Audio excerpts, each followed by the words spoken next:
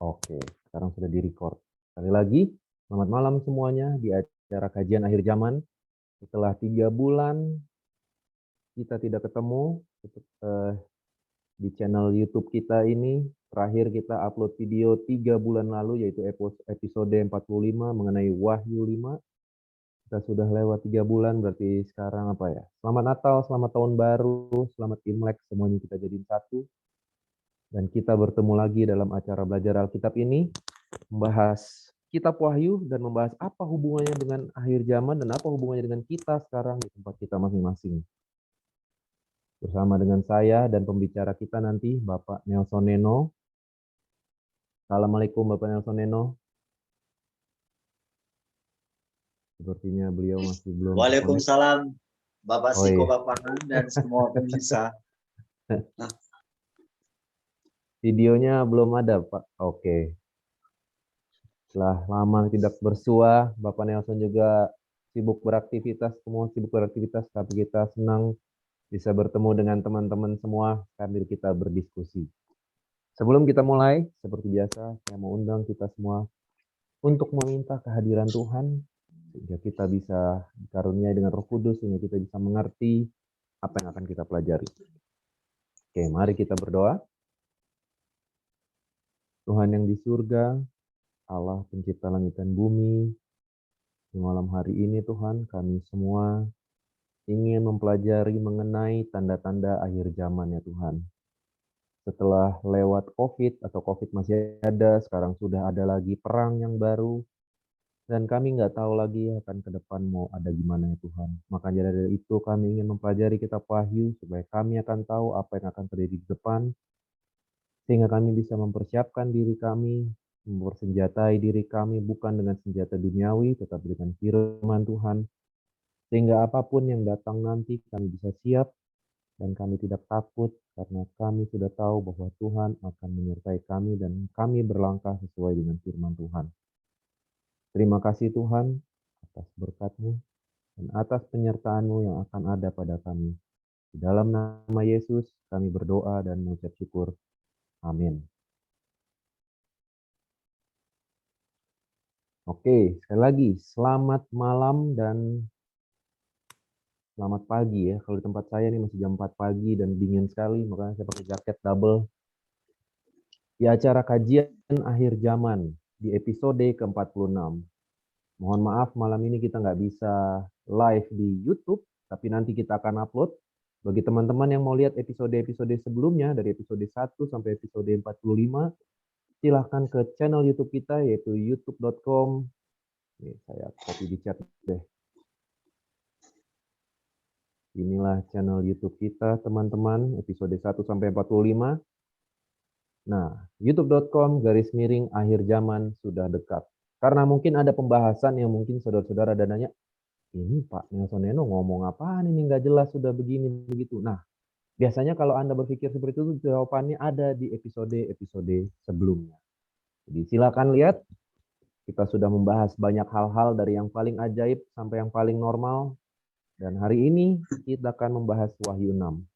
Dan seperti biasa juga teman-teman, kalau ada pertanyaan, silakan chat ke co-host kita, yaitu ada admin pertanyaan, saya sendiri, dan ada Ayana sebagai co-hostnya. Silakan chat, nanti di akhir dari 1 jam ke depan kita akan mencoba untuk membahas segala pertanyaan-pertanyaan yang ada.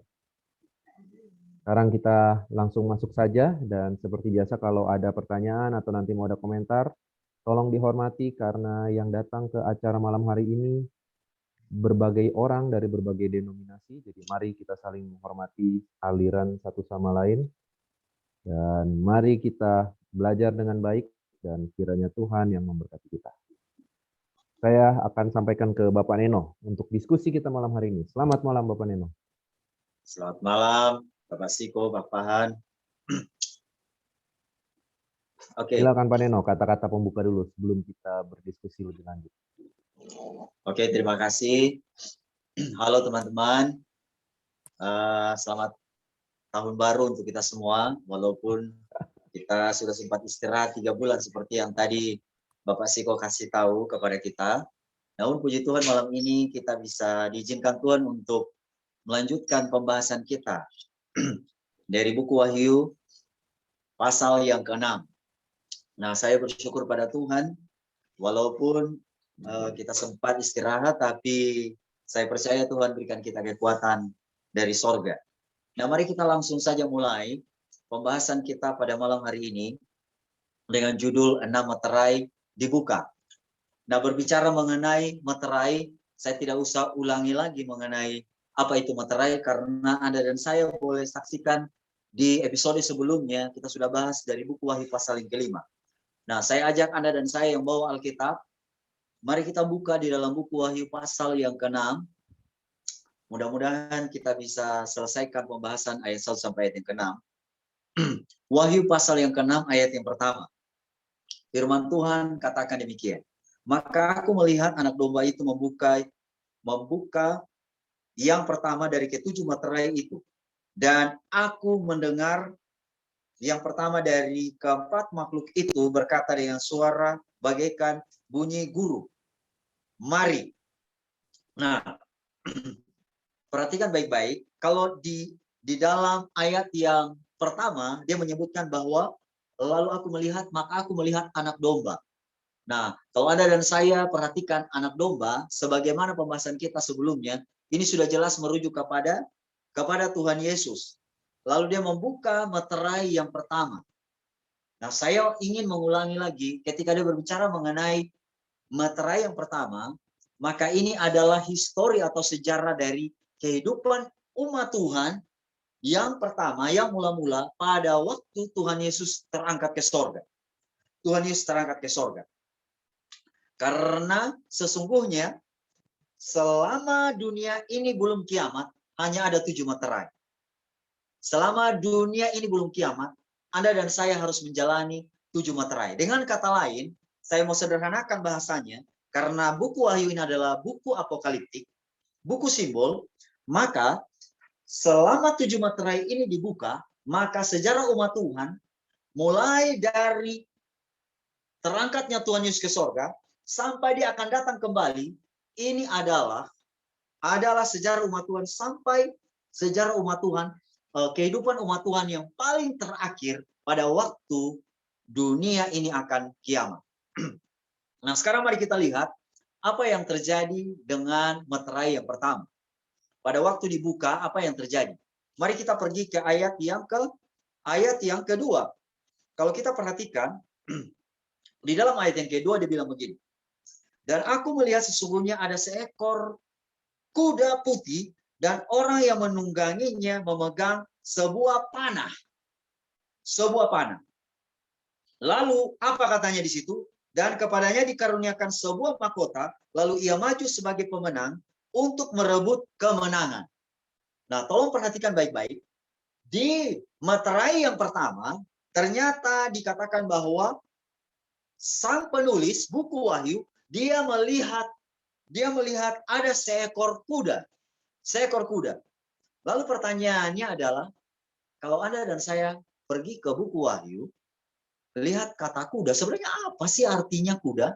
Sekali lagi, jangan kita terjemahkan lurus-lurus mengenai kata kuda. Oh, nanti sebelum akhir zaman akan ada kuda. Iya, betul. Ada begitu banyak kuda yang Anda boleh lihat dimanapun Anda berada. Mau di Flores sana, atau mau di Jakarta, atau mau di Sumatera, bahkan yang ada di Amerika, kita bisa lihat kuda. Tetapi apa yang dimaksudkan dengan kuda di dalam Alkitab? Supaya Anda dan saya boleh mengerti apa yang dimaksudkan dengan kuda di dalam Alkitab, langsung saja ada banyak ayat yang mengungkapkan mengenai kuda, tetapi saya ingin baca satu ayat di dalam buku Mazmur 33 ayat 17. Mazmur 33 ayat 17, di situ dia bilang begini. Kuda adalah harapan sia-sia untuk mencapai kemenangan, yang sekalipun besar ketangkasannya, tidak dapat memberi keluputan. Kalau Anda baca, ini salah satu ayat ya. Ini salah satu ayat. Tetapi Anda boleh baca ada begitu banyak ayat yang mengungkapkan mengenai kuda. Dan kuda adalah alat atau binatang yang digunakan oleh para prajurit pada zaman perjanjian lama, bahkan sampai pada zaman perjanjian baru, untuk berperang. Untuk berperang. Jadi tatkala Anda melihat mengenai kuda, sebenarnya ini adalah harapan manusia untuk berperang. Atau alat yang digunakan manusia untuk berperang. Tetapi apa yang Mazmur katakan?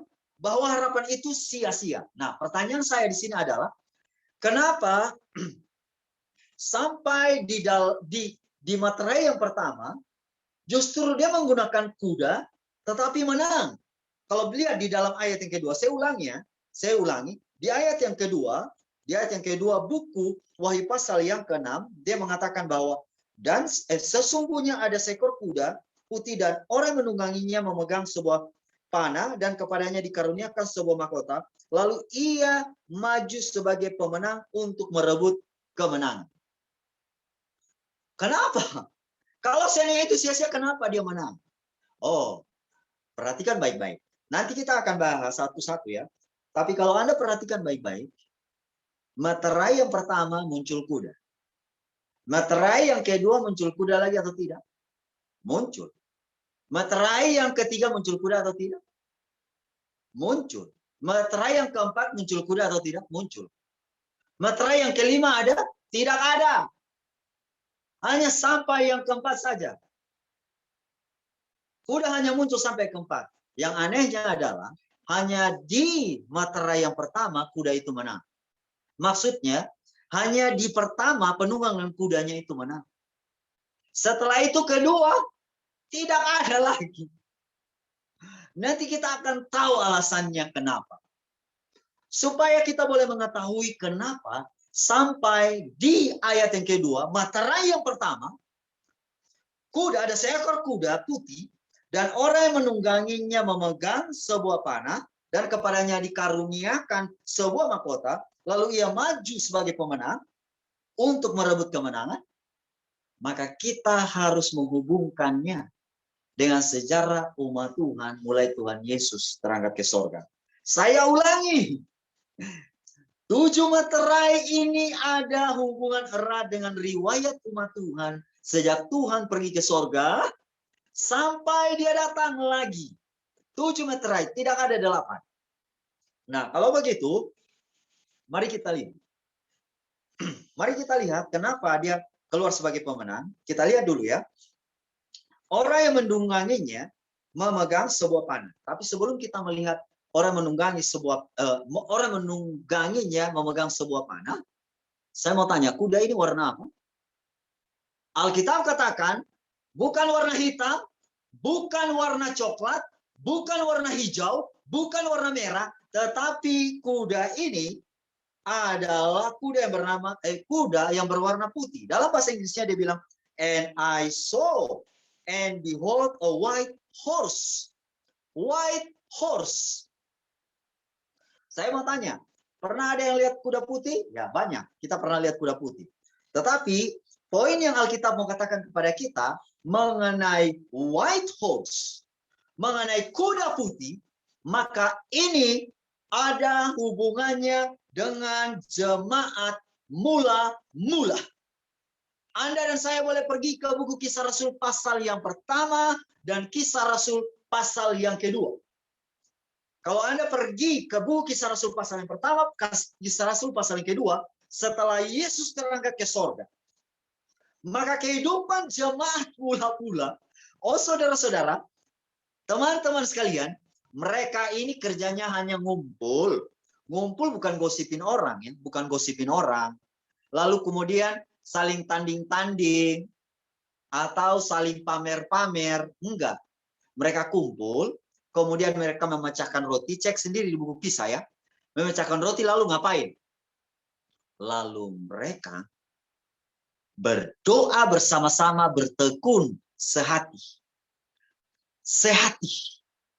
Jadi, kalau lihat baik-baik komentar yang dikasih tahu oleh buku Kisah Rasul, pasal yang pertama dan pasal yang kedua, kehidupan mereka ini intinya adalah putih.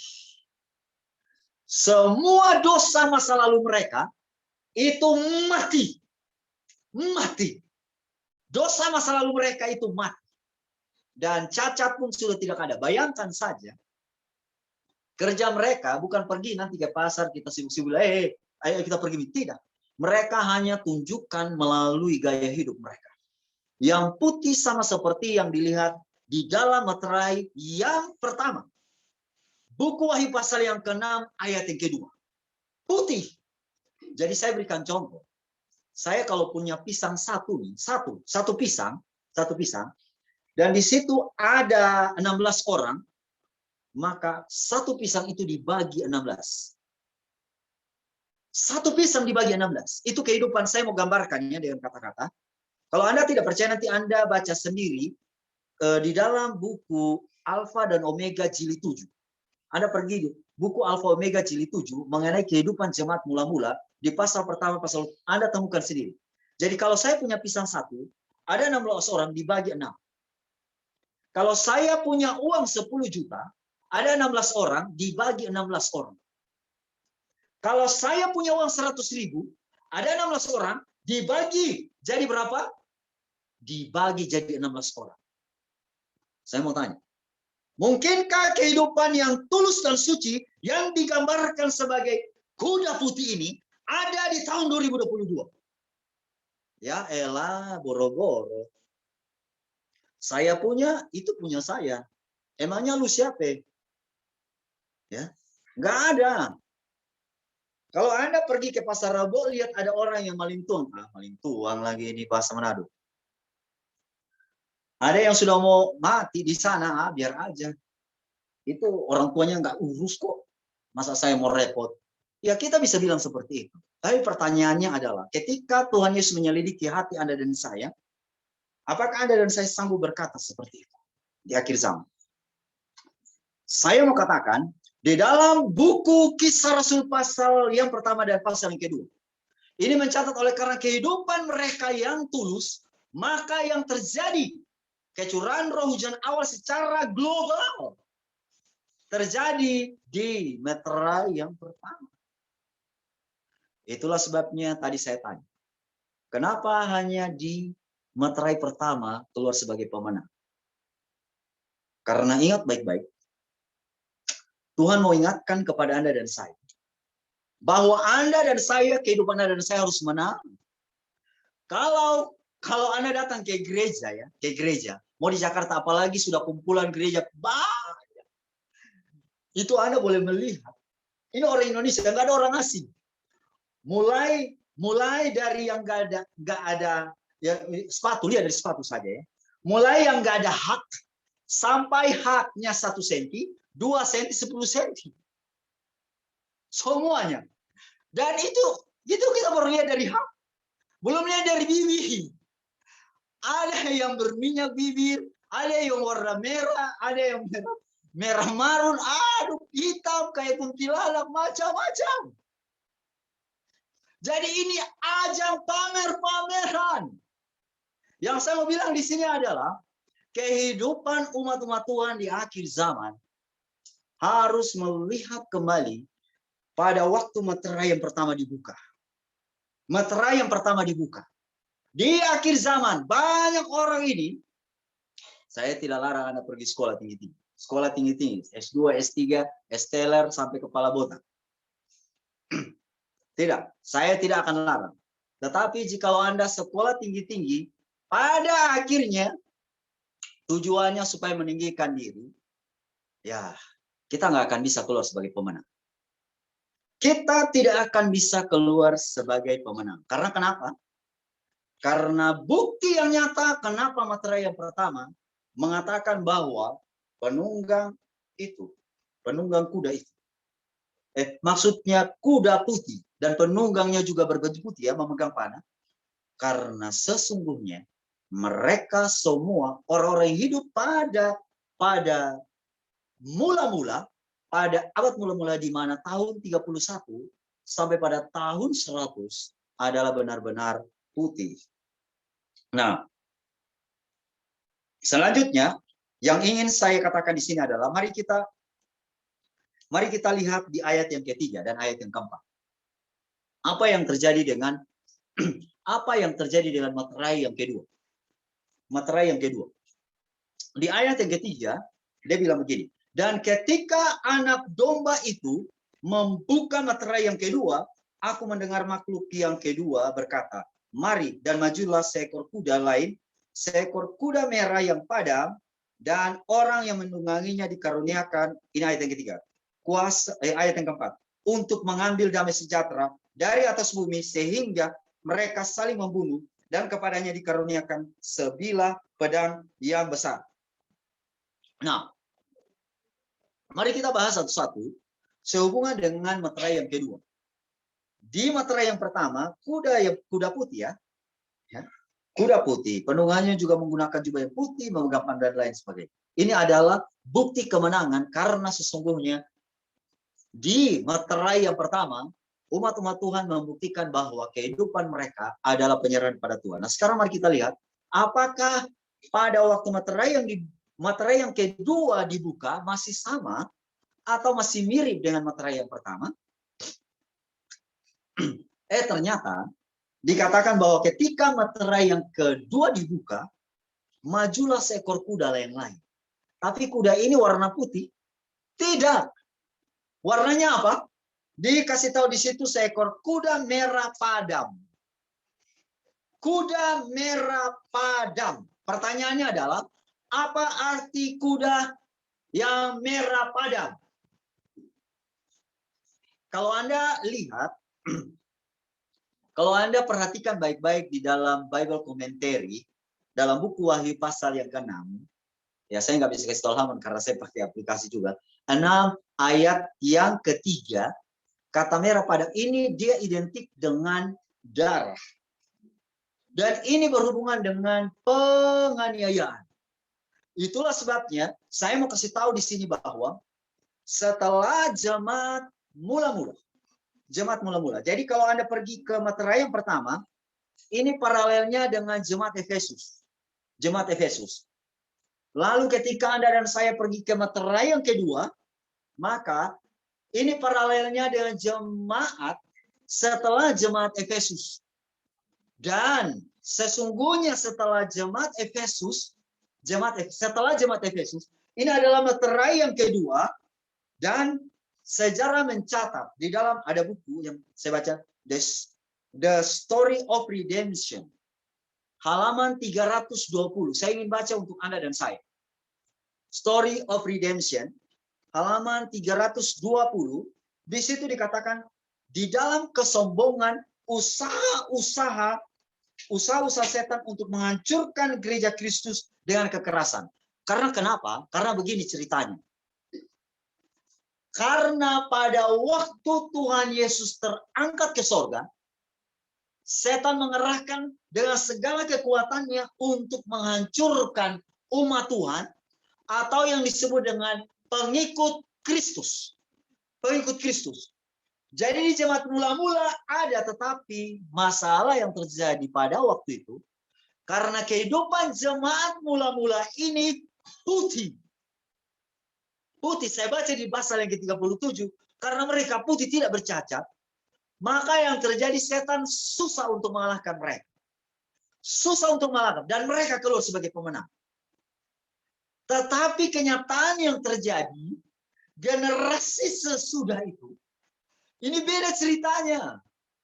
Beda ceritanya. Karena kenapa? Karena umat Tuhan setelah itu sudah mulai ditekan dengan tradisi. Jadi, tepatnya ada seorang yang bernama Kaisar Dioklesian. Kaisar Dioklesian ini jahat sekali.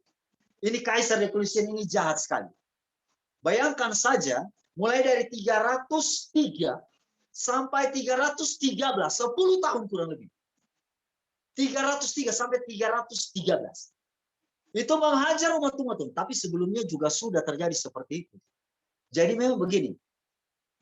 Di dalam, kalau baca dalam buku Wahyu pasal yang ke-12, saya lupa ayatnya itu ya. Di situ dikasih tahu bahwa karena dia tidak mendapat anak, maka dia menyerang perempuan itu. Dia menyerang perempuan itu. Lalu yang terjadi, kalau kita hubungkan dengan materai yang kedua, inilah yang dibuat oleh setan melalui kekerasannya. Itu saya baca jelas dalam sisi story of redemption. Dengan kekerasan melalui penguasa-penguasa dunia ini. Dan itulah sebabnya banyak darah yang tertumpah. Darah yang tertumpah. Dan jangan heran di materai yang kedua maju seekor kuda merah pada dan orang yang menungganginya dikaruniakan kuasa untuk mengambil damai sejahtera. Mengambil damai sejahtera di bumi sehingga mereka saling membunuh. Jadi kalau kita perhatikan baik-baik sesuai dengan catatan sejarah, umat-umat Tuhan ditekan. Lalu di kalimat selanjutnya yang saya lihat di sini bahwa umat-umat Tuhan mereka dianiaya hanya oleh karena satu alasan. Alasannya apa? Alasannya apa? Apakah oleh karena hari ibadah? Apakah oleh karena makan daging binatang haram atau daging binatang tidak haram? Atau masalahnya oleh karena berpakaian? Atau masalahnya oleh karena nonton film porno atau tidak?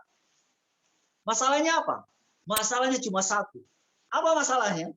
Mengakui Yesus sebagai anak Allah. Mengakui Yesus sebagai anak Allah. Karena kenapa? Inti permasalahan pada waktu itu hanya mengakui Yesus sebagai anak Allah. Karena kenapa? Rata-rata orang yang hidup pada waktu itu, ya mereka punya hari ibadah pada umumnya masih sama. Ada juga penyembah dewa matahari, ada. Tetapi inti permasalahan umat-umat Tuhan yang dianiaya dan dibunuh waktu itu, ini bukan masalah yang lain, tetapi masalah menerima Tuhan Yesus sebagai anak Allah atau tidak. Dan otak dari semuanya ini adalah orang-orang Yahudi. Jadi kalau saya yang hadir pada waktu itu sementara berdiri begini, ada yang tiba-tiba gedor pintu, duduk, lalu kemudian paksa masuk. Itu mereka masuk dan mereka tanya. Mereka bilang begini, percaya Yesus sebagai anak Allah atau tidak? Kalau percaya, dibunuh. Tapi kalau tidak, ya dibebaskan. Nah, itulah makanya pertanyaan saya pada saat ini adalah, kalau Anda yang hidup zaman sekarang ini, lihat rata-rata dari orang-orang Kristen, bahkan orang-orang yang bukan, mereka mengakui Tuhan Yesus adalah anak Allah, apalagi orang-orang Kristen. Ya. Tetapi ingat baik-baik. Sebelum Tuhan Yesus datang, permasalahan yang terjadi nanti di zaman kita bukan hanya mengakui Tuhan Yesus sebagai anak Allah, tetapi mengalami hari ibadah. Dan ini saya sudah bahas di episode-episode sebelumnya, saya tidak perlu bahas lagi saat ini. Ya, tidak perlu bahas saat ini. Nah, namun sekarang pertanyaannya adalah, kenapa sampai di materai yang kedua dikasih tahu bahwa dia mengambil damai sejahtera. Dia merebut damai sejahtera.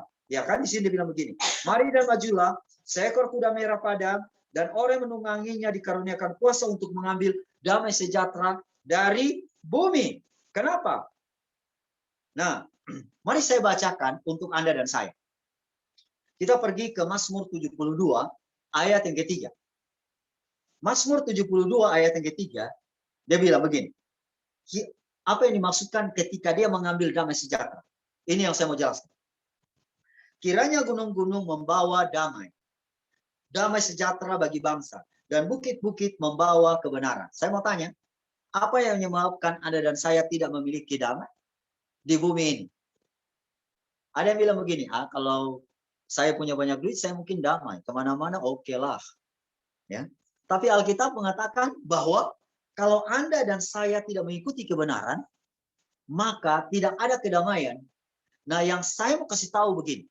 Kalau dalam buku Mazmur 72, dia katakan bahwa kiranya gunung-gunung membawa damai sejahtera bagi bangsa, dan bukit-bukit membawa kebenaran. Jadi ketika Anda membawa kebenaran, ada damai sejahtera. Namun ingat baik-baik, pada waktu Yesus berkhotbah, dia bilang begini, aku datang bukan untuk membawa damai, tetapi membawa kuat-kuat, pedang. Aku bukan membawa damai sejahtera, tapi membawa pedang.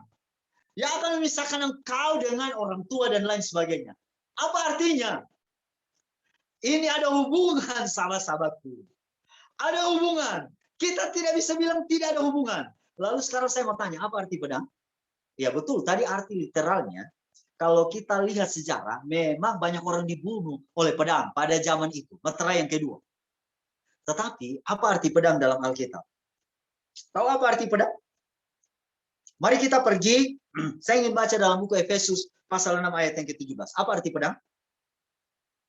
Dan terimalah ketopong keselamatan dan pedang roh, yaitu firman Allah. Jadi, ketika Alkitab mengatakan bahwa pedang, bahwa ini sementara menyatakan kepada Anda dan saya ada firman. Jadi waktu Tuhan Yesus bilang, aku datang bukan membawa damai tapi membawa pedang, karena Anda dan saya mengikuti kata kebenaran firman Tuhan, sementara ada di anggota keluarga yang juga kepala batu, nggak mau ikut, ya pisah lah. Pisah. Akan pisah. Tidak usah jauh-jauh. Tidak usah jauh-jauh. Martin Luther, sejarah mencatat Martin Luther dengan Calvin itu, Martin Luther dengan Calvin ini sama-sama Protestan. Tapi akhirnya terpisah menjadi agama Lutheran dan agama Calvin. Alasannya kenapa? Hanya masalah perjamuan saja. Masalahnya perjamuan di mana? Martin Luther menganggap bahwa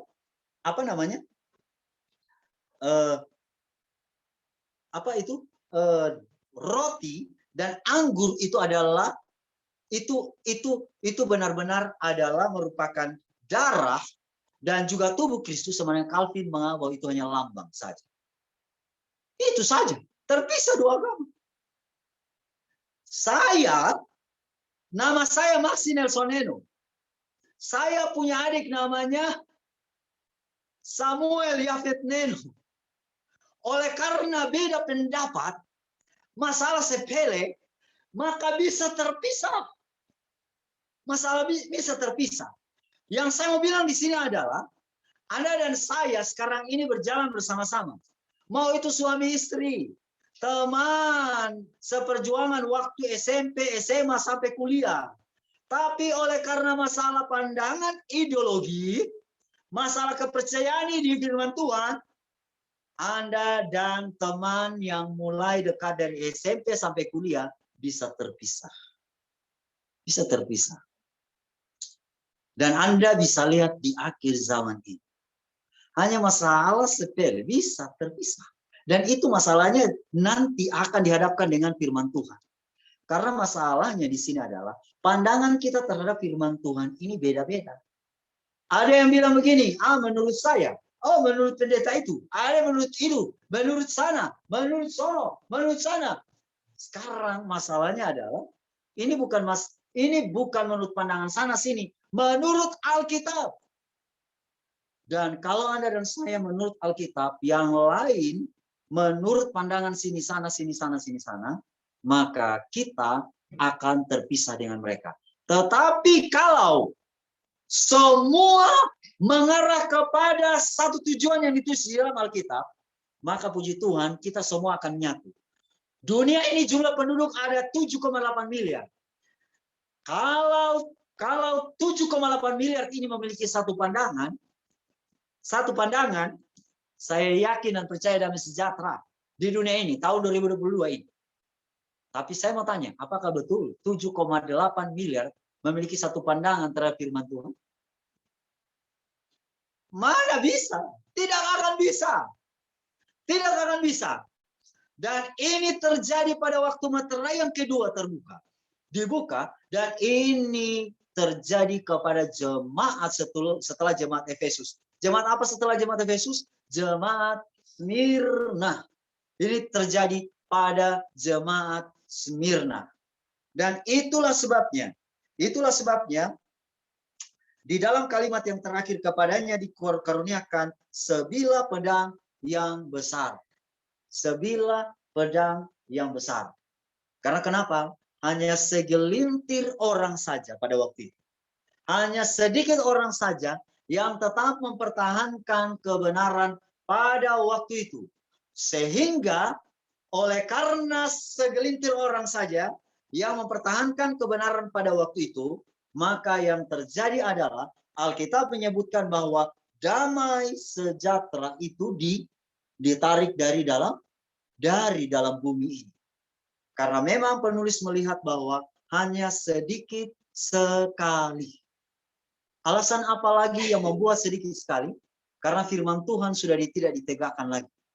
Tradisi sudah semakin mengental pada waktu meterai yang kedua ini dibuka. Tradisi sudah lebih mengental. Dan oleh karena tradisi sudah mulai mengental, maka yang terjadi adalah bukan hanya damai sejahtera saja ditarik, tetapi di dalam kalau lihat ya, di kalimat pertengahan itu, saya ingin baca kembali dalam buku Wahyu pasal yang ke-6, dia bilang begini. Dikaruniakan kuasa untuk mengambil damai sejahtera di bumi sehingga mereka saling membunuh. Mereka saling membunuh. Jadi pertanyaan saya di sini adalah kenapa mereka saling membunuh? Kenapa mereka saling membunuh? Karena sesungguhnya mereka semua tidak menggunakan Alkitab ini. Tetapi menggunakan pikiran mereka, menggunakan tradisi. Alkitab sudah mulai di nomor 2 ke nomor 3 ke nomor 4 dan selanjutnya. Saya berikan contoh sama seperti kondisi kita zaman sekarang ini. Saya berikan contoh ya. Kalau kita datang ke gereja atau kita datang ke tempat ibadah, kita belajar Alkitab atau tidak? Kita belajar. Apalagi ada diskusi Alkitab, kita belajar yang disebut dengan pelajaran diskusi. Pelajaran diskusi. Kita mungkin dikasih buku, kemudian kita pelajari. Ada di situ pelajaran hari Minggu, hari Senin, hari Selasa, hari Rabu, hari Kamis, sampai hari Jumat. Lalu kita kuasai.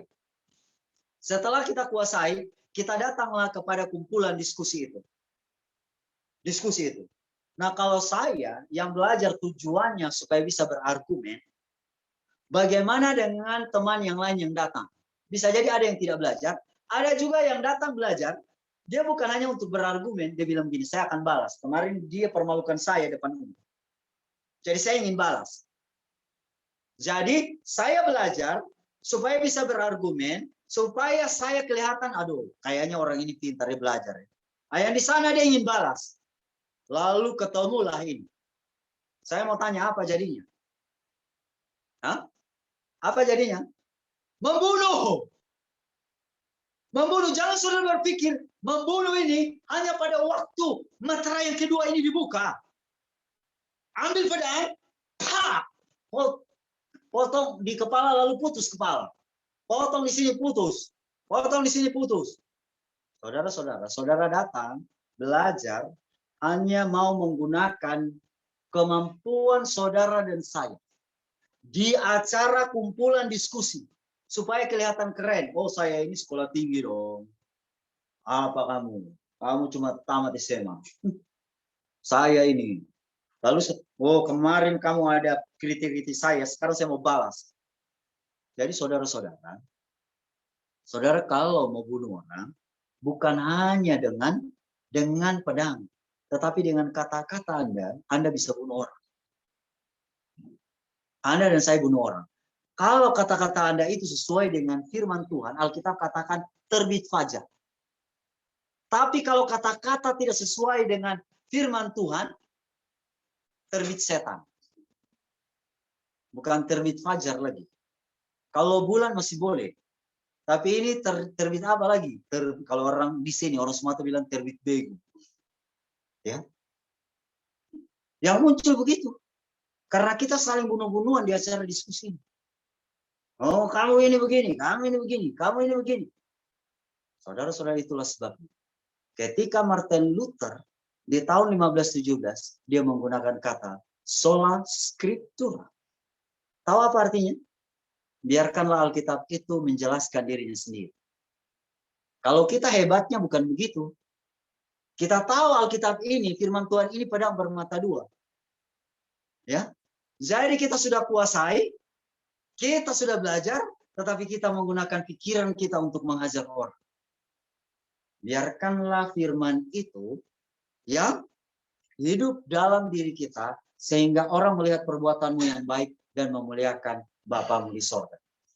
Bukan oleh karena kita kuasai, lalu kemudian kita hajar orang. Nah sekarang, mari kita pergi. Mari kita pergi ke ayat yang kelima.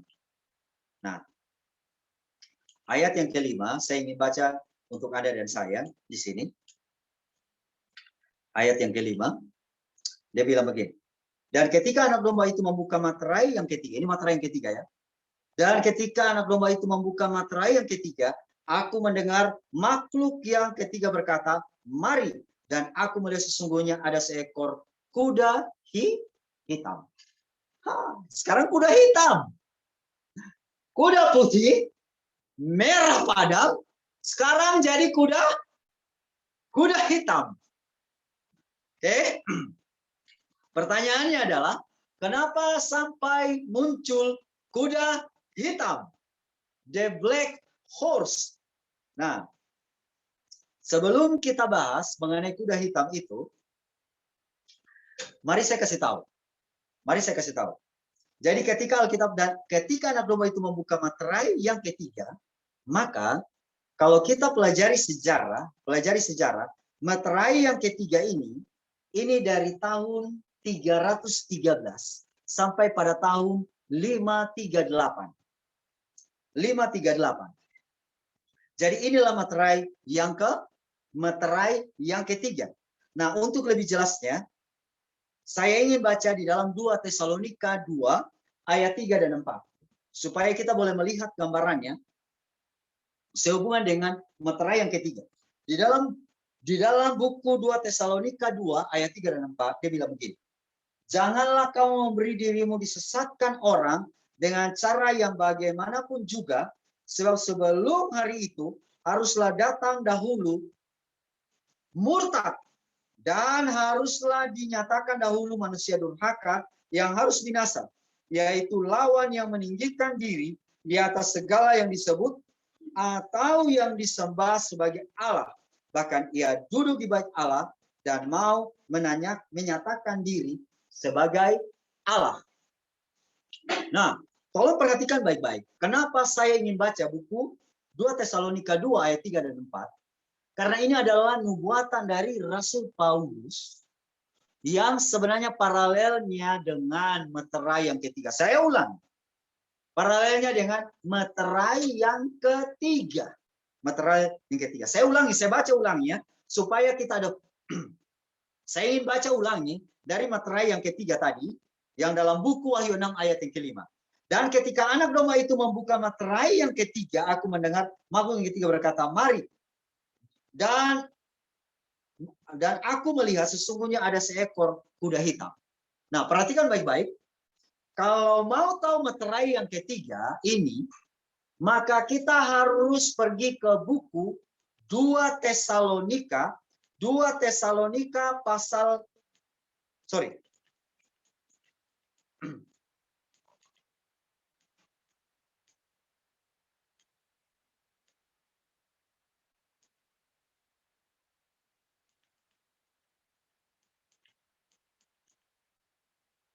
Nah, berhubungan dengan materai yang ketiga ini, sesuai dengan apa yang Rasul Paulus katakan dalam buku 2 Tesalonika tadi, bahwa sesungguhnya akan datang yang disebut dengan manusia durhaka. Manusia durhaka. Dan saudara-saudaraku yang kekasih dalam Tuhan, inilah yang disebut dengan the white horse. The white horse. Nah, itulah sebabnya kalau berbicara mengenai manusia durhaka, ini adalah muncul setelah jemaat yang disebut dengan jemaat Smyrna. Dan setelah jemaat Smyrna ini adalah jemaat yang disebut dengan jemaat Setelah Smyrna yang disebut dengan jemaat Tiatira. Oke? Bukan jemaat Tiatira, bukan jemaat Tiatira adalah jemaat yang keempat, jemaat Pergamus. Kalau lihat di dalam sejarah setelah jemaat Smyrna itu adalah jemaat Pergamus. Dan kalau kita lihat jemaat Pergamus inilah muncul takhta iblis. Muncullah takhta iblis. Karena kenapa? Karena inilah yang disebut oleh Rasul Paulus sebagai manusia durhaka. Manusia durhaka. Pertanyaannya adalah, siapa manusia durhaka yang muncul pada materai yang ketiga itu? Siapa? Dan manusia durhaka yang dimaksud di sini adalah pada materai yang ketiga, inilah munculnya Vatikan. Nah, supaya kita lebih jelasnya, mari kita hubungkan jemaat yang kedua, materai yang kedua, dan juga materai yang ketiga. Materai yang kedua, ini umat-umat Tuhan, umat manusia yang hidup pada tahun 100 sampai tahun 313, tradisi-tradisi sudah mulai kental. Mereka punya pemikiran sudah mulai dibawa kepada acara ibadah, penyembahan. Dan itulah sebabnya ada orang-orang yang berusaha untuk membawa pemandangan Alkitab, maka mereka ini dibinasakan. Ini berlangsung pada materai yang kedua, lalu pada materai yang ketiga yang sesuai dengan catatan sejarah pada tahun 313 sampai pada tahun 538, maka di situ juga muncullah yang disebut dengan takhta iblis. Takhta iblis. Karena kenapa? Karena pada tahun 508 muncullah yang disebut dengan Vatikan. Nah, itulah sebabnya saudara-saudaraku, kalau perhatikan apa yang dikatakan oleh Rasul Paulus dalam 2 Tesalonika pasal yang kedua ayat 3 dan 4, dia katakan bahwa supaya diri kita ini jangan mudah disesatkan. Jangan mudah disesatkan. Lalu apa hubungan ini dengan kuda hitam? Mari kita lihat sama-sama. Kalau berbicara mengenai kuda hitam, maka ini berbicara mengenai kemurtadan besar yang sebenarnya tidak ada lagi kebenaran pada waktu itu. Betul atau tidak? Betul. Karena begini, kalau Anda baca di dalam Alkitab, Tuhan bilang kamu adalah terang dunia. Ya, kamu adalah terang dunia. Sementara kalau orang yang tidak membawa terang itu, maka dia bilang apa? Adalah gelap. Sekarang saya mau tanya, kalau gelap identik dengan apa? Hitam. Jika matamu baik, maka teranglah seluruh tubuhmu. Tetapi jika matamu jahat, maka gelaplah seluruh tubuhmu. Jadi kalau kita berbicara mengenai gelap, maka ini berbicara mengenai hitam. Dan kalau berbicara mengenai hitam, maka yang terjadi adalah tidak ada lagi kebenaran yang ada pada waktu itu. Karena kenapa? Karena Alkitab sudah ditarik. Di materai yang kedua masih ada, tetapi di materai yang ketiga, itu Alkitab menggambarkan bahwa kudanya berwarna hitam. Kenapa kuda berwarna hitam?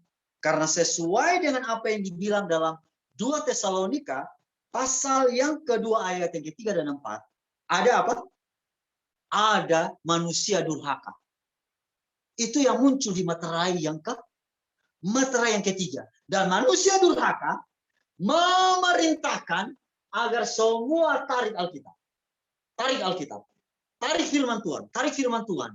Maka bagaimana mungkin kita mau mengetahui terang sementara firman Tuhan sudah ditarik? Itulah sebabnya di dalam materai yang ketiga digambarkan dengan white horse. White horse. Jadi sangat berbahaya bagi Anda dan saya kalau kita sudah tidak andalkan Alkitab lagi. Karena yang terjadi adalah kehidupan kita akan jadi gelap. kehidupan kita akan jadi gelap. Dan di dalam 2 Tesalonika 2 ayat yang ketiga, itu dimulai bilang, janganlah kamu memberi dirimu disesatkan orang dengan cara bagaimanapun juga. Sekarang saya mau tanya, apakah Anda yakin Anda mungkin disesatkan?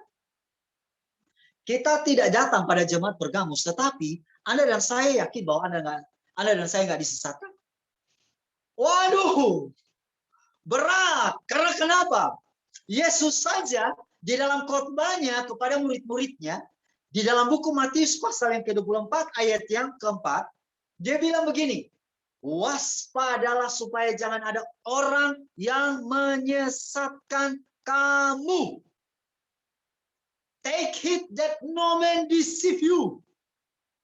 Jangan sampai ada orang yang menyesatkan kamu.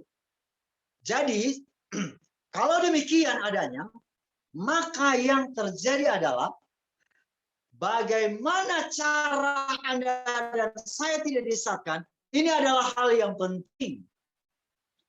Karena kenapa? Karena mari kita berkaca kembali kepada materai yang ketiga. Di materai yang ketiga, Alkitab disingkirkan. Total. Dan pada waktu Alkitab disingkirkan, maka yang terjadi, ada terang lagi? Tidak. Firman Tuhan mengatakan dalam buku Mazmur 119 ayat 105, firman adalah pelita bagi kakiku dan terang bagi jalanku. Kalau tidak ada firman lagi, ya gelaplah. Itu yang terjadi. Dan Anda dan saya, bagaimanapun, kita harus kembali melihat apa yang firman Tuhan katakan. Sekarang saya ingin baca dalam 2 Timotius 4 ayat 3 dan 4. Dia bilang begini, karena akan datang waktunya orang tidak dapat lagi menerima ajaran yang sehat. Tetapi mereka akan mengumpulkan guru-guru menurut kehendaknya untuk memuaskan keinginan telinganya. Mereka akan memalingkan telinganya dari kebenaran dan membukanya bagi dongeng. Bagi apa namanya? Dongeng. Sekarang saya mau tanya. Apakah Anda dan saya siap untuk mendengarkan firman Tuhan? Ada yang mereka bilang siap. Tapi kalau datang pekabaran itu tajam, maka yang terjadi bilang, aduh, janganlah suruh dia khotbah. Lebih baik kita dengarkan pekabaran yang enak-enak saja. Kalau sudah terlalu keras ini tidak bisa. Lalu datang lagi pekabaran dari buku Wahyu 13. Aduh, terlalu menakut-nakutkan. Kalau seandainya judulnya adalah menakut-nakuti, ya kita hapus saja Wahyu 17 ya. Wahyu 13 dihapus. Itu buku Daniel pasal yang ke-7 juga dihapus saja. Karena kenapa? Sekarang judulnya adalah janganlah menakut-nakuti orang. Padahal itu ditulis dalam firman Tuhan.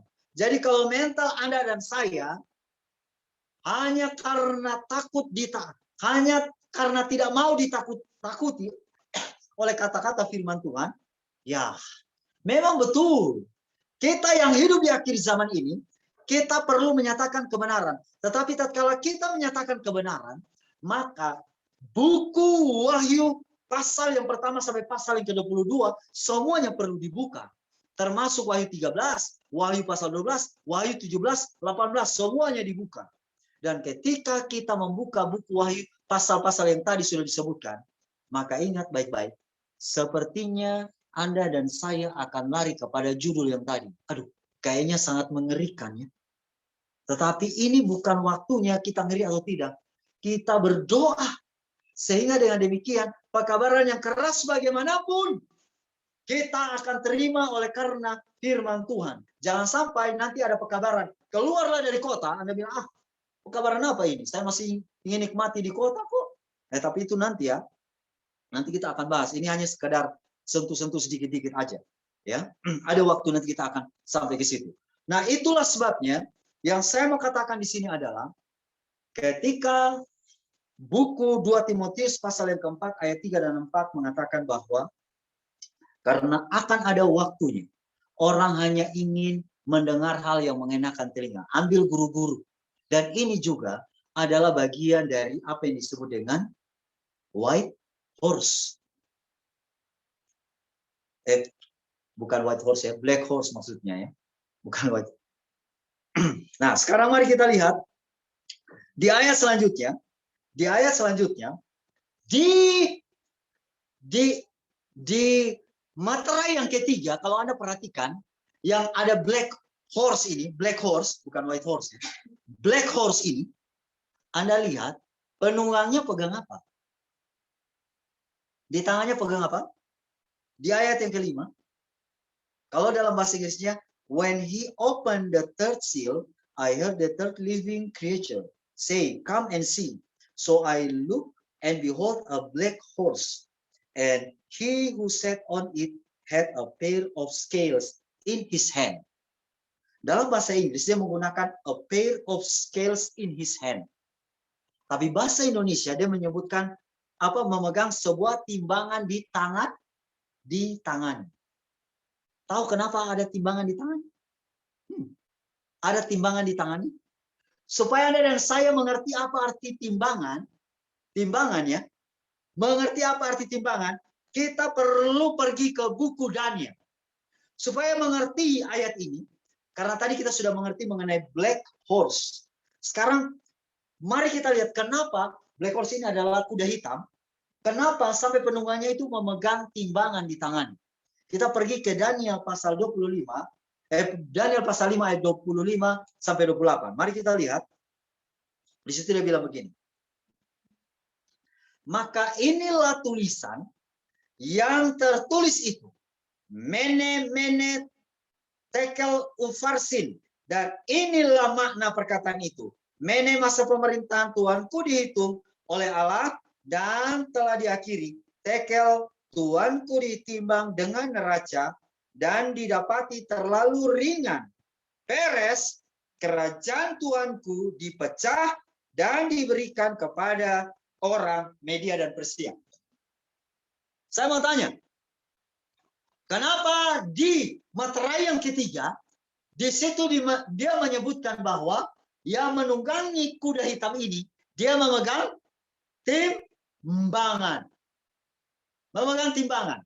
Maka paralelnya dengan buku Daniel pasal yang kelima, ayat yang ke-25 sampai 28. Berarti, sahabat-sahabatku yang kekasih, maka kita akan melihat apa arti timbangan. Tahu apa arti timbangan dalam Alkitab? Artinya penghakiman. Anda dan saya ditimbang. Dan pada materai yang ketiga, pada tahun 313 sampai 538, Alkitab sudah ditarik. Maka yang terjadi, Alkitab boleh ditarik, tetapi dari sorga. Di sorga, Tuhan Allah sementara menimbang orang-orang yang hidup pada zaman itu. Perbuatan mereka. Karena ingat baik-baik, kalau Anda pergi ke buku Wahyu pasal yang ke-14, ayat yang ke-12. Yang penting di sini adalah ketekunan orang-orang kudus yang menuruti hukum Allah dan iman kepada Yesus. Iman kepada Yesus.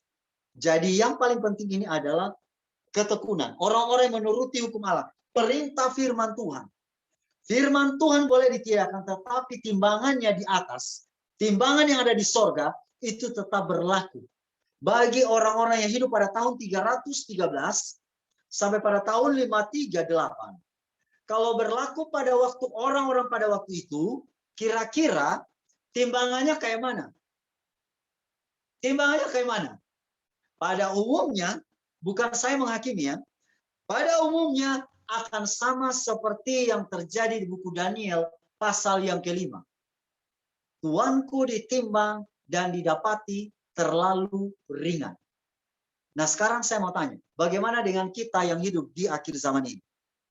Mari saya kasih tahu. Anda dan saya yang hidup di tahun 2022 ini. Di tahun 2022, saya yakin dan percaya, Anda dan saya belum bisa pastikan istri, suami, atau anak-anak itu apakah mereka didapati ditimbang terlalu ringan atau tidak. Anda juga nggak bisa pastikan, oh orang-orang yang melacurkan diri mereka ditimbang terlalu ringan atau tidak. Atau orang-orang yang pakai narkoba yang ada di jalan-jalan sana, pakai sabu-sabu dan sebagainya. Anda juga nggak bisa pastikan apakah mereka ditimbang dapatnya terlalu ringan atau tidak. Siapa yang tahu? Hanya Tuhan. Pertanyaannya adalah, tahu tidak kapan sampai orang-orang ini mengetahui bahwa mereka ini didapati terlalu ringan. Mereka punya timbangan didapati terlalu ringan. Sekarang muncul COVID ini. COVID-19 sekarang ada varian Omicron. Tidak ada yang tahu. Bapak Jokowi juga tidak tahu. Para menteri yang ada di negara Kesatuan Republik Indonesia tidak ada yang tahu. Mereka sudah ditimbang dapat terlalu ringan atau tidak. Kita tidak ada yang tahu. Lalu bagaimana kita yang masuk kepada kelompok Kristen? Atau ada yang sudah beragama, Islam, Hindu, Buddha. Sudah tahu atau belum? Tidak ada yang tahu. Kapan tahu? Saya ingin baca di dalam buku, ada satu buku ya. Judul bukunya adalah Buku Kemenangan Akhir. Buku Kemenangan Akhir pasal 39. Ya. Orang-orang ini akan mengetahui, mereka tahu bahwa mereka didapati terlalu ringan, timbangannya adalah pada waktu datang malapetaka yang pertama. Pada episode sebelumnya kita sudah pernah bahas di buku Daniel, malapetaka yang pertama itu adalah bisu.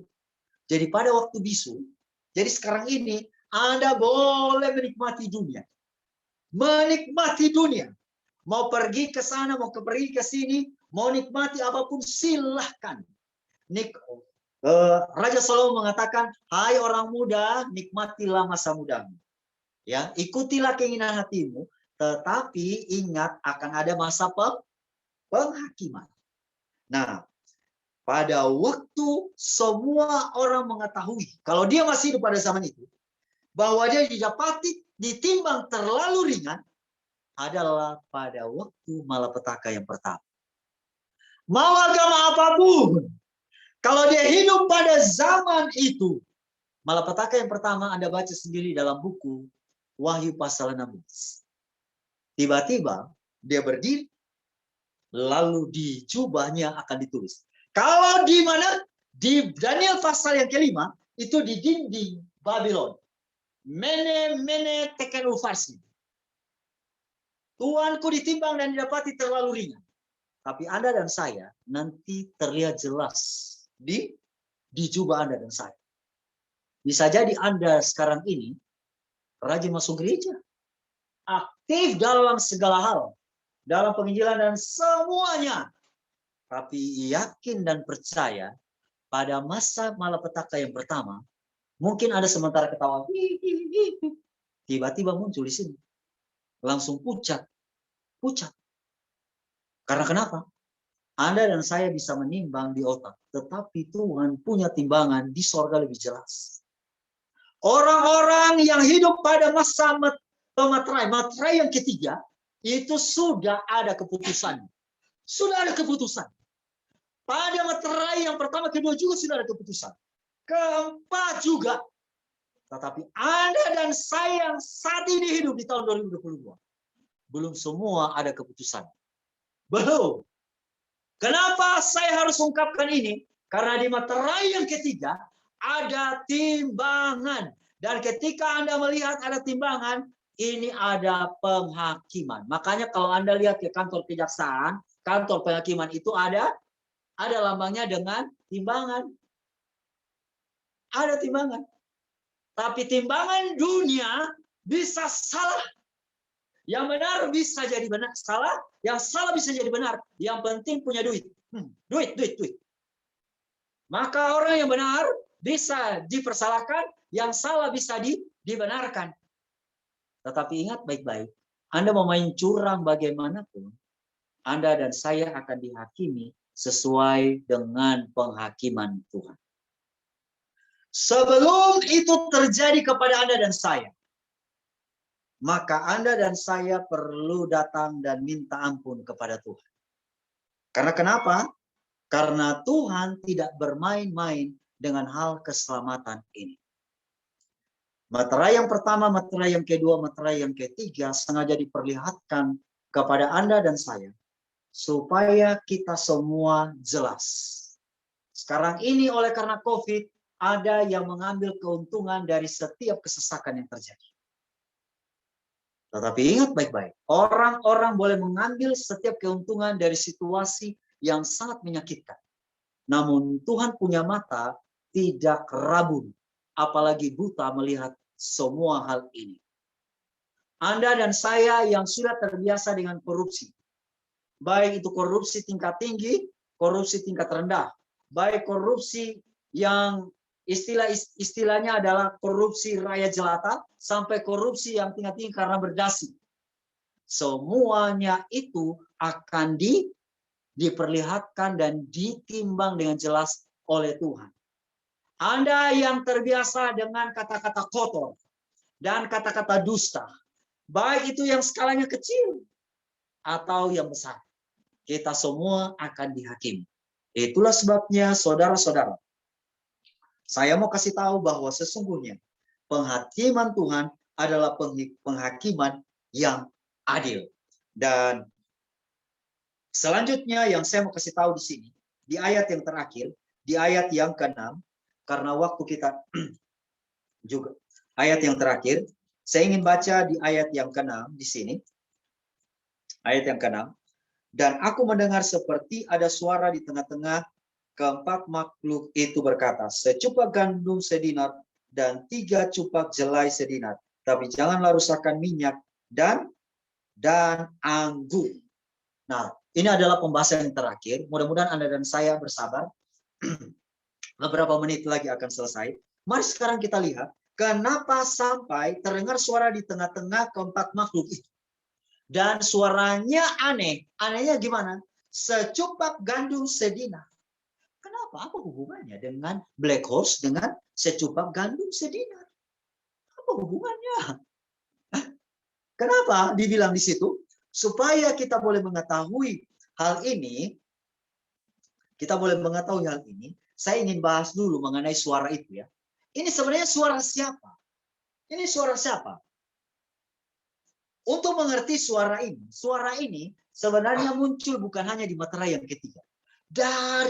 Dari generasi ke generasi setelah manusia itu ke dalam dosa, suara ini selalu muncul. Suara ini selalu muncul. Salah satu yang paling nyata adalah ditulis dalam buku 1 Raja-Raja pasal yang ke-19. Anda tahu suara siapa yang bunyi ini salah satu contoh ya. Ada dari waktu ke waktu suara ini selalu muncul, bukannya di materai, tapi salah satu contoh yang paling jelas itu di dalam buku 1 Raja-Raja pasal yang ke-19. Kalau Anda baca di ayat 14 sampai ayat 19, sampai ayat yang ke-18. Suara siapa itu? Suara Nabi Elia. Kenapa? Apa yang terjadi dengan dia? Saudara-saudaraku, teman-temanku, kalau Anda pergi ke buku 1 Raja-Raja 19, di sana Elia merasa sendiri. Saya ingin jawabnya. Aku bekerja segiat-giatnya bagi Tuhan Allah semesta alam, karena orang Israel meninggalkan perjanjianmu, meruntuhkan mesbah-mesbahmu, dan membunuh nabi-nabimu dengan pedang. Hanya aku seorang dirilah yang masih hidup. Jadi Elia yang hidup di tengah-tengah kemurtadan Israel, pemerintahan Raja Ahab dan Isabel waktu itu, dia merasa seorang diri saja. Seorang diri saja. Sekarang saya mau tanya, pernah Anda merasa seorang diri saja? Belum. Bisa jadi sekarang belum. Tapi yakin dan percaya, kalau Anda yang coba-coba untuk menegakkan kebenaran, itu sedikit saja. Dan bahkan bisa hanya satu. Anda nanti seolah-olah ditinggalkan semuanya. Ditinggalkan oleh papa. Ditinggalkan oleh mama. Ditinggalkan oleh teman-teman. Ditinggalkan orang-orang yang tadi melayani sama-sama. Ditinggalkan oleh orang-orang yang Anda kasih. Dan Anda akan merasa sendiri. You feel alone. Saya mau tanya, kira-kira waktu Anda merasa seorang diri saja, Anda mau bagaimana? Oh, banyak yang bilang, Tuhan saya sendiri. Lalu yang terjadi, dia bikin status besar-besar di FB. Dan di WhatsApp. Pergilah kepada kekasih gelapmu. Saya tidak perlu kamu lagi. Atau dia tulis dasar pengkhianat. Sama-sama pengkhianat. Ditulislah seperti itu kan? Jangan tulis begitu saudara. Karena setan baca WA, status, di Facebook, dan di mana-mana. Kalau sudah seperti itu, berlakulah seperti Elia. Apa yang Elia buat? Ya kalau zaman Elia kan belum ada WhatsApp. Belum ada FB. Tapi Elia berkata, Tuhan saya sendiri. Tuhan dia menangis. Dan saudara-saudaraku saya mau kasih tahu. Kadang-kadang kita merasa sendiri. Tapi waktu Tuhan bilang kepada Elia, kamu tidak sendiri. Ada 7.000 orang lagi yang kamu tidak tahu. Sahabat-sahabatku. Kadang-kadang ketika kita mengikuti kebenaran, bisa saja kita merasa sendiri. Dan kalau kita berseru dari lubuk hati yang paling dalam, siapa yang dengar? Ada Tuhan yang dengar.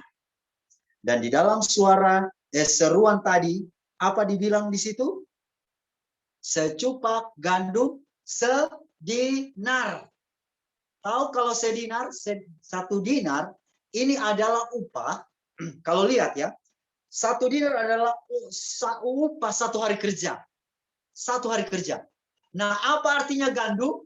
Kalau gandum, secupak gandum. Gandum ini biasa ditemukan di mana? Indonesia Anda pernah lihat? Saya belum lihat gandum di Indonesia. Tapi kalau berbicara mengenai gandum ini adalah bahan pokok pembuat roti. Untuk membuat roti, ini bahan pokoknya. Jadi, dengan kata lain memang firman Tuhan pada waktu itu, sudah sangat miskin melarat. Sudah sangat miskin melarat. Dan itulah artinya, saudara-saudaraku. Nah, yang saya mau kasih tahu kepada Anda dan saya, bahwa di materai yang ketiga, memang ini terjadi. Di awal saja kita sudah bisa mengerti. Tapi ingat baik-baik, bagaimana dengan zaman kita sekarang ini? Zaman kita sekarang ini tidak sama seperti pada waktu materai yang ketiga. Tetapi yang terjadi adalah orang jadi malas. Orang jadi malas baca firman Tuhan. Karena kenapa?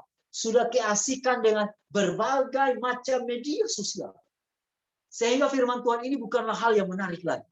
Walaupun ada begitu banyak versi Alkitab dalam berbagai macam bahasa yang ada di dunia dan juga berbagai macam versi, namun karena banyak sekali media dan juga banyak sekali aplikasi-aplikasi ini, maka kita hanya sekedar download doang. Mati hanya di download. Tapi kita tidak belajar. Karena kenapa? Karena saat kita buka, ada pengaruh-pengaruh yang lain. Dan pertanyaannya, apa beda dengan materai yang ketiga? Apa beda? Kalau di materai yang ketiga benar-benar tidak ada sama sekali, tetapi ada segelintir orang memang mereka berseru, memang kami sangat miskin. Namun di akhir zaman ini, karena saking banyaknya aplikasi dan juga saking banyaknya versi Alkitab dan dalam berbagai macam bahasa, maka yang terjadi adalah kita ketertarikan, interest kita terhadap pembelajaran ini sudah sangat tipis bahkan hilang. Bayangkan saja anak-anak sekarang ini, saya lihat ini anak-anak SMP yang ada di sekitar saya ini.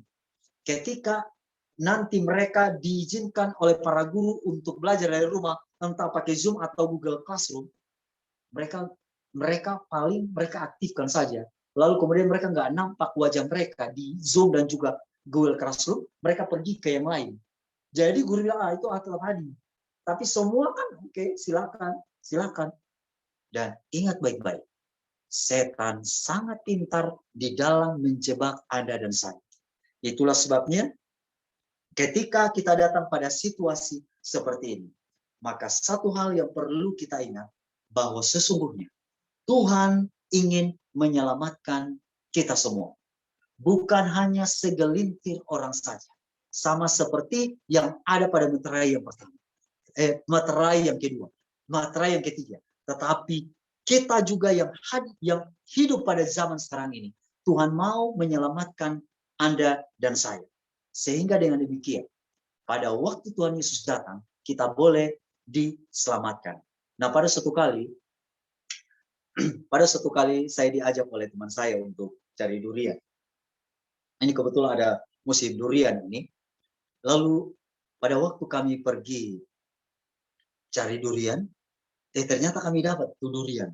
Saya dapat satu, saya dapat dua, kemudian dia juga dapat satu. Tiba-tiba saya dengarkan suaranya.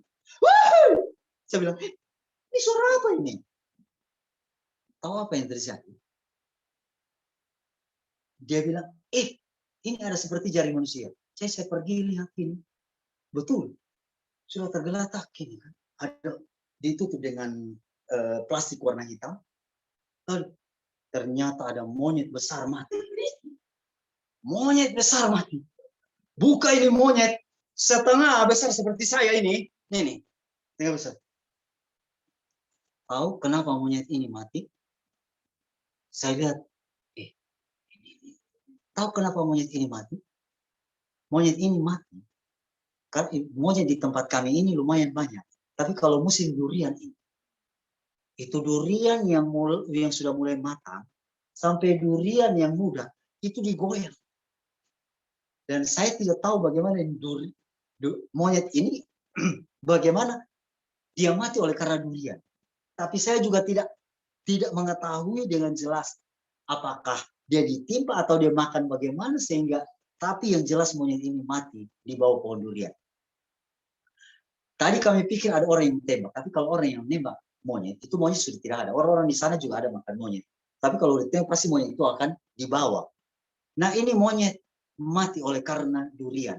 Makanan enak, tetapi mati.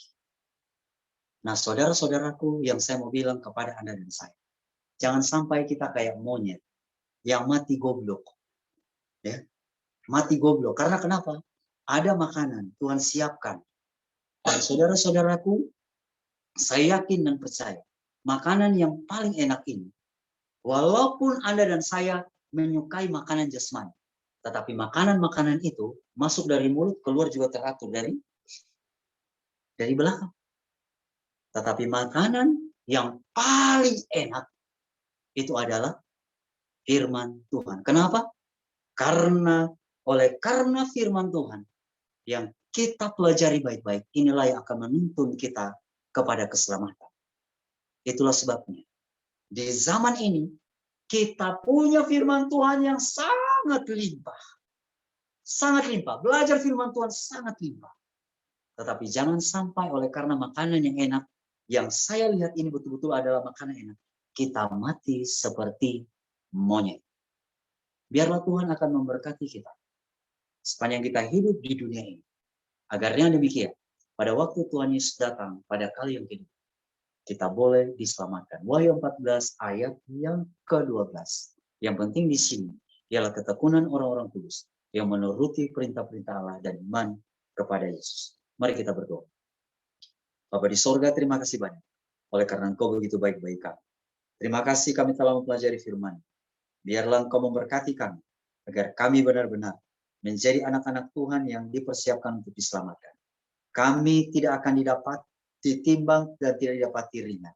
Tetapi kami benar-benar hanya oleh karena pertolongan Tuhan, kami benar-benar didapati selamat. Terima kasih Tuhan. Ini doa kami di dalam nama Tuhan Yesus kami berdoa. Amin. Terima kasih Tuhan memberkati. Amin. Terima kasih Bapak Neno atas pembahasan yang menarik. Terima kasih teman-teman yang sudah datang. Karena waktu yang sudah menipis, ada beberapa pertanyaan yang masuk ke kita, tapi ada juga yang saya nggak akan bahas karena pertanyaan-pertanyaan tadi sudah terjawab ya saat dibahas oleh Bapak Neno. Saya akan membahas yang di chat dulu nih. Ada satu pertanyaan dari seseorang di chat, dia bilang, kenapa anak muda sekarang malas membahas hal-hal mengenai pertobatan atau hal-hal yang rohani dan enggan memperbincangkan topik tersebut, tapi lebih suka membahas topik-topik yang menarik atau yang sedang trending di kalangan anak muda saat ini, saat membahas Alkitab. Gitu. Gitu Bapak Nino.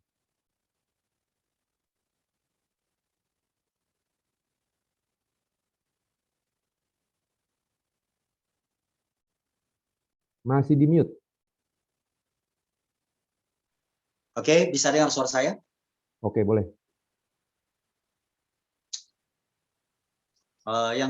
Yang pertama yang saya bisa bilang adalah begini.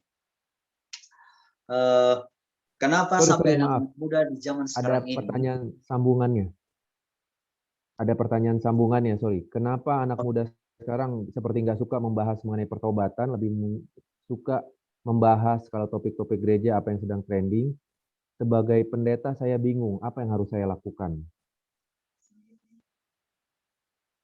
Gitu. Oke. Eh, jadi saya ingin baca kutipan ya. Saya ingin baca kutipan di dalam buku Evangelis halaman 221. Di situ dia bilang begini, ya mungkin sering kita dengar ya, bahwa dasar iman kita adalah pemahaman yang benar terhadap Ka'bah yang ada di sorga. Jadi kenapa anak-anak muda pada zaman sekarang ini alasan yang pertama ya, lebih tidak suka untuk membahas mengenai pertobatan, tetapi mungkin topik-topik yang lebih hot sekarang ini yang mungkin mereka yang di luar dari pertobatan, karena dari apa yang saya teliti, saya juga dulu tidak suka bahas tentang ini. Namun saat saya pelajari mengenai Ka'bah, apalagi Ka'bah yang ada di sorga, maka yang terjadi adalah saya secara pribadi akan lebih suka mempelajari mengenai pertobatan. Karena begini, berhubungan dengan pelajaran Ka'bah ini berhubungan juga dengan hubungan kita dengan Tuhan dan juga dasar iman kita. Memang saya mungkin penjelasan saat ini mungkin belum terlalu bisa detail, tetapi poin saya di sini adalah ada hubungan eratnya pertobatan dengan pelajaran Ka'bah. Karena kalau Anda dan saya pelajari mengenai pelajaran Ka'bah dengan benar, maka yang terjadi adalah kita juga akan diarahkan untuk memiliki pertobatan yang benar. Memiliki pertobatan yang benar. Nah, kenapa sampai pada akhirnya anak-anak muda kita, karena saya ingin menyoroti diri saya sendiri, dulu belajar Ka'bah 1, 2, 3 ngantuk. Dan bagi saya, ini pelajaran apa ini? Ini hanya sekedar simbol-simbol. Padahal ada makna yang terkandung di dalamnya, yang justru mengarahkan saya supaya tidak kirim dosa lagi ke sorga. Artinya apa? Pertobatan sejati. Karena sekarang ini, mental anak-anak muda kita, ini alasan berikutnya ya, mental anak-anak muda kita adalah, termasuk saya, semua orang tua, gampang buat dosa, gampang diselesaikan. Ini yang terjadi. Konsep ini adalah konsep yang sangat bahaya. Paling kalau saya berdosa saat ini, saya minta ampun, diampuni kok. Lalu yang terjadi karena gampang diampuni, besok buat lagi. Lusa buat lagi. Dan oleh karena seperti ini, mental kita dibentuk kayak gitu. Dari lahir sampai zaman now ini, tahun 2022, begitu adanya. Dan hal yang mempengaruhi ini semua juga, oleh karena sudah lebih tertarik kepada media-media sosial yang sebenarnya kita mungkin bisa saja ke situ dan kita lihat ada hal-hal rohani, tetapi lebih banyak kita sudah tenggelam di lautan politik, lautan entertainment, dan lautan-lautan lain yang tidak ada hubungannya dengan rohani. Dan ini dua alasan yang ya mungkin boleh saya, mungkin ada juga alasan-alasan yang lain, tetapi yang tadi saya bilang sehubungan dengan Evangelis 221 adalah karena benar-benar anak-anak muda kita tidak memiliki dasar yang benar lagi. Makanya gampang buat dosa, mental mereka, pikiran saya, pikiran kita semua selalu diarahkan, kita gampang buat dosa, gampang diselesaikan. Padahal kalau belajar Ka'bah tidak demikian. Kita harus tahu bahwa karena dosa itu, domba mati. Domba itu bukan sekedar domba yang ada di padang sana, itu Tuhan Yesus. Dan kalau kita belajar lebih dalam lagi, maka yang terjadi, saya yakin, kalau kita belajar dengan seksama, saya yakin, ada banyak anak-anak muda yang diarahkan kepada roh pertobatan yang benar. Karena pelajaran Ka'bah. Karena saya juga mengalami pengalaman yang sama. Hanya oleh karena pelajaran Ka'bah ini. Maka saya diarahkan untuk memiliki roh pertobatan yang benar. Saya juga, ya Bapak Siko, mohon maaf, saya juga tidak bisa bilang saat ini saya sudah sempurna, sudah bertobat. Tapi saya sementara mohon kasih karunia Tuhan menuju kesempurnaan ini, Bapak Siko Bapahan, dan juga teman-teman yang menyaksikan akan Zoom ini. Itu saja jawaban saya, Tuhan memberkati. Oke, terima kasih Bapak Neno, Bapak penanya, semoga bisa menjawab ya. Oke, pertanyaan yang berikutnya juga ya, mungkin kita akan bahas 3 pertanyaan terlebih dahulu. Pertama, tadi kan dibilang orang yang berbeda prinsip pasti akan berpisah ya, Bapak Neno ya, karena firman Tuhan itu memisahkan. Nah, ini ada hubungannya dengan pernikahan. Apakah nggak mungkin orang yang berbeda agama tetap bisa menikah dengan baik-baik? Kan bisa jalan masing-masing. Belum tentu yang kalau beda prinsip nggak bisa berjalan bersama-sama. Begitu, Pak. Jadi maksudnya Pak Siko, kalau misalnya kita menikah dengan orang yang beda prinsip juga akan bisa sama-sama, maksudnya gitu ya? Iya, kayaknya mungkin dia bilang nggak selamanya yang berbeda prinsip nggak bisa berjalan bersama-sama. Gitu. Tapi terus dia malah nanya ke pernikahan. Gitu. Nah, ini memang kalau sudah berbicara mengenai pernikahan, ini kita harus pergi ke buku Kejadian dan kita harus bahas mengenai apa hubungan courtship dan reserve ini. Nah, ini penjelasan panjang, tapi saya coba untuk menjawab Iya. dengan Dengan singkat. iya. Dengan singkat. Mana tahu nanti ada yang bisa kenal dan kasih tahu mengenai konsep reserve dan juga courtship ini. Nah, yang saya mau kasih tahu di sini adalah ada ayat di Alkitab, dapatkah 2 orang berjalan bersama sementara mereka tidak memiliki memiliki konsep yang sama? Tidak akan mungkin, tidak akan mungkin. Jadi kalau kita mau menikah, memang dianjurkan Alkitab. Ini bukan hanya sekedar kita menyukai dia secara fisik. Bukan hanya kita menyukai dia karena bodinya oke, karena dia punya pekerjaannya bagus, tidak. Tapi lebih daripada itu adalah apakah dia adalah orang yang takut akan Tuhan. Dan konsep ini harus disamakan. Tapi kalau konsep ini belum disamakan, jangan coba-coba menikah. Aduh, ini pembahasannya panjang, tapi saya mau bilang bahaya. Pernikahan ini, lembaga pernikahan ini bukan dibuat oleh catatan sipil. Ini adalah lembaga dari Tuhan. Jadi jangan sampai kita permainkan lembaga Tuhan ini yang sudah banyak dirusak oleh manusia-manusia. Jadi poin saya di sini adalah, kalau ada yang mau menikah, satukan visi, misi, dan juga konsep. Dalam hal ini adalah benar-benar dua-duanya diarahkan untuk takut akan Tuhan. Dua-duanya adalah orang yang memiliki iman yang sama. Dan saya mau katakan, iman yang sama bukan berarti sama agama. Sama agama.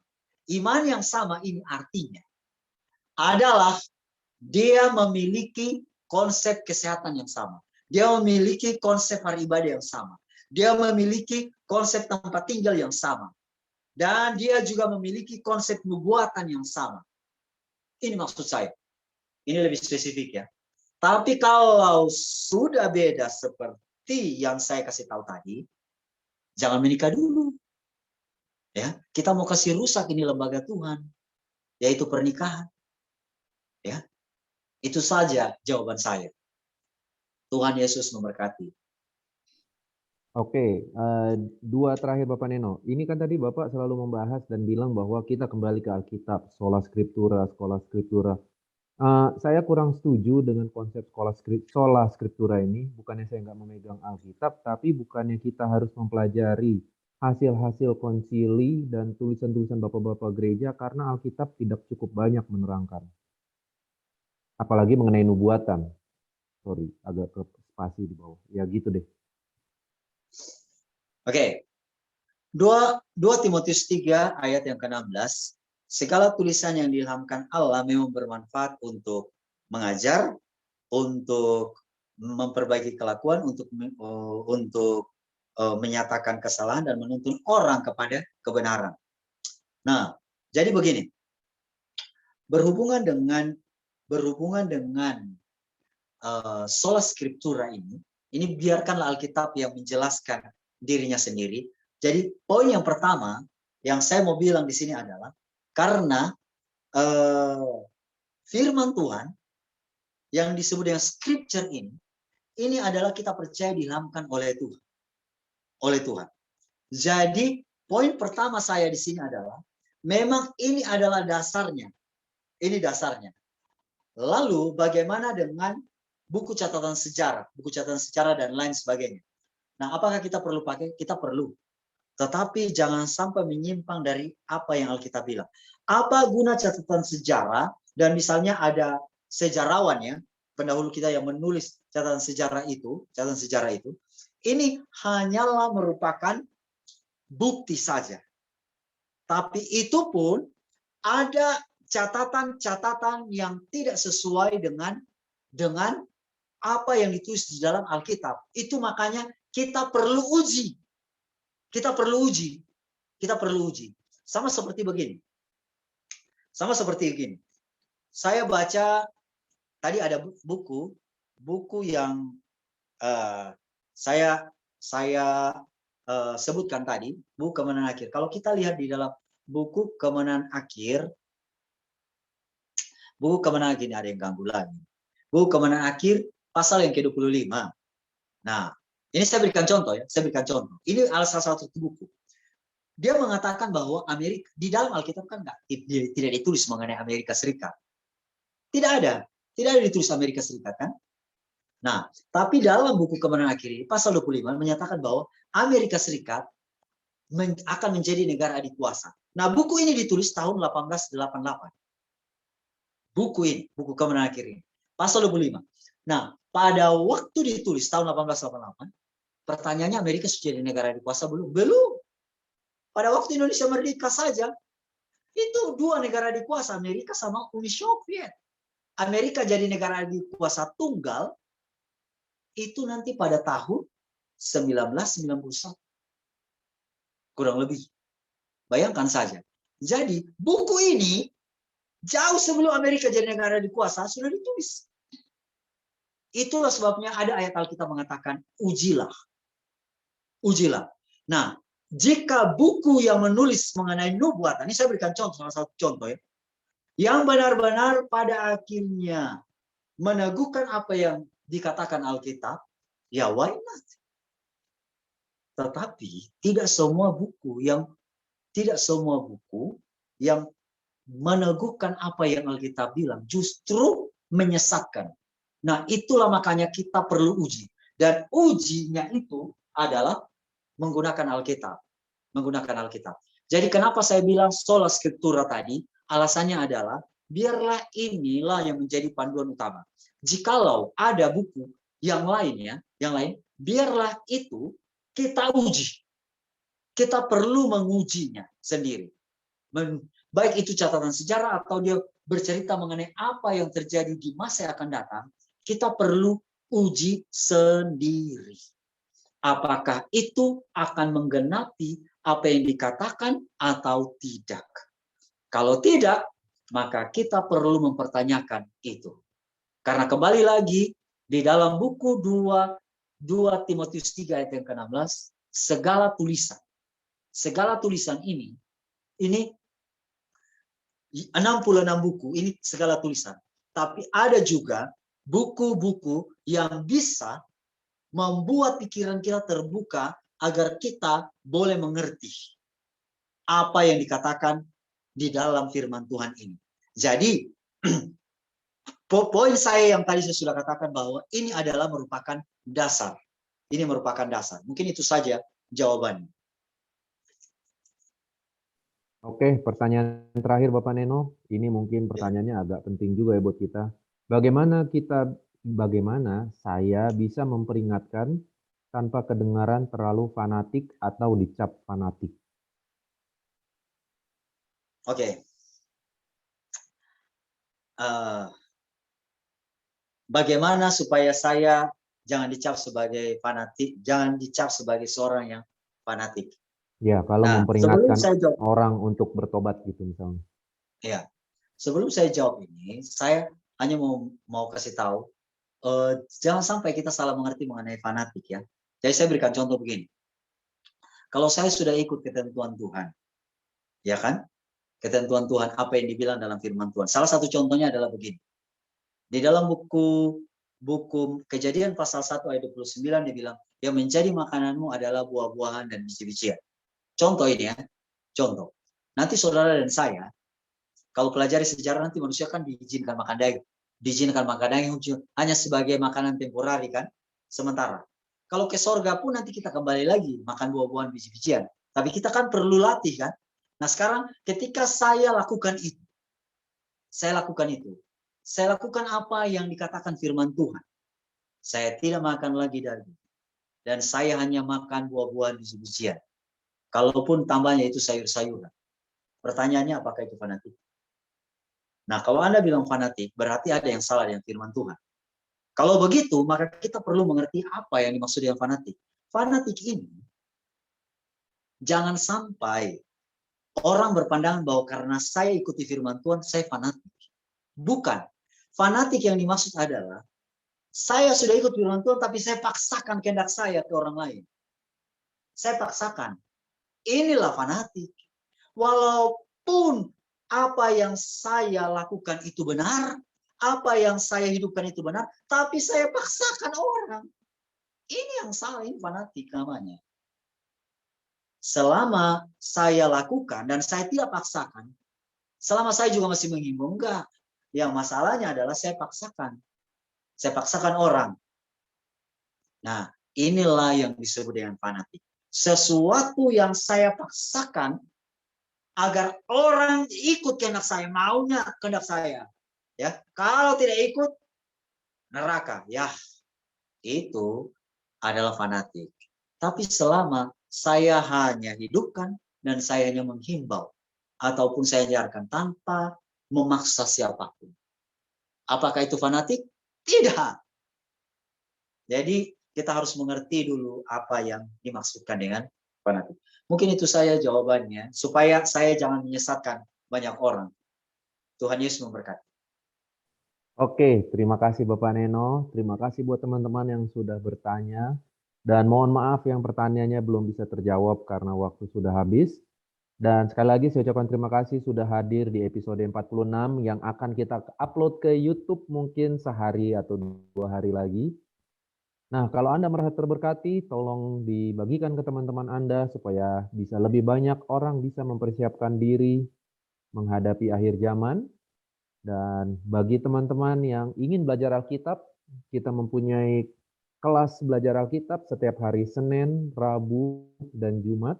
Tinggal hubungi 0812 1830 7972, 0812 1830 7972 bagi Anda yang ingin mempunyai pertanyaan Alkitab atau apapun membahas apapun seputar Alkitab atau nubuatan, kita pasti akan coba untuk menjawab pertanyaan Anda. Dan kalau ada pertanyaan yang ketinggalan, bisa tanyakan di channel YouTube kita. Nanti saya akan bagikan di chat. Kita akan juga jawab di situ. Coba sebentar, saya bagikan sekarang. Dan sekali lagi, saya mengucapkan selamat malam. Sampai ketemu di episodenya di Jumat depan. Bapak Neno, mungkin bisa kita tutup acara kita dengan doa. Boleh tolong doakan? Mari kita satu dalam doa. Bapa kami di sorga, terima kasih banyak Engkau begitu baik bagi kami. Kiranya apa yang telah kami pelajari malam ini akan berguna bagi kami semua. Dan kami semua akan disanggupkan Tuhan, dilayakkan Tuhan untuk menerima materai Allah. Terima kasih Tuhan, ini doa kami. Di dalam nama Tuhan Yesus kami berdoa. Amin. Amin. Bagi para panitia, kami undang untuk tinggal sejenak. Bagi teman-teman yang lain, kami ucapkan terima kasih dan selamat malam dan semoga kita bisa bertemu di surga nanti. Haleluya. Haleluya.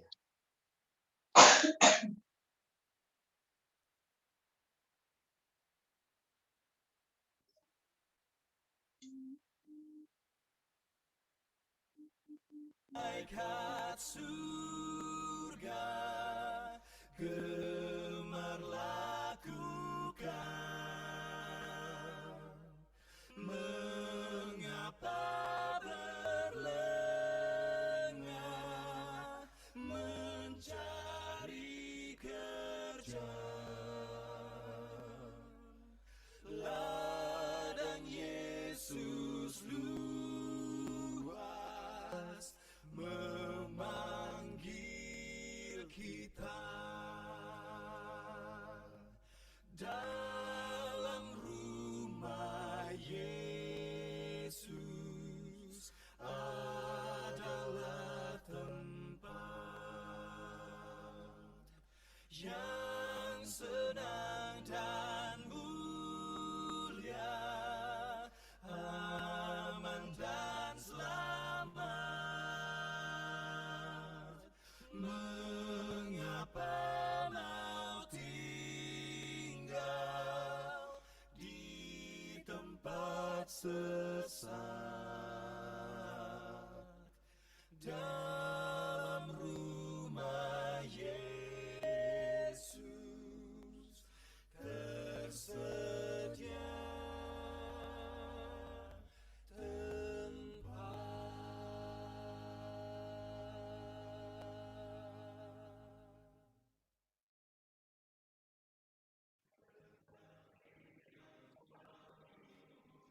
Allah kasih dan mulia pada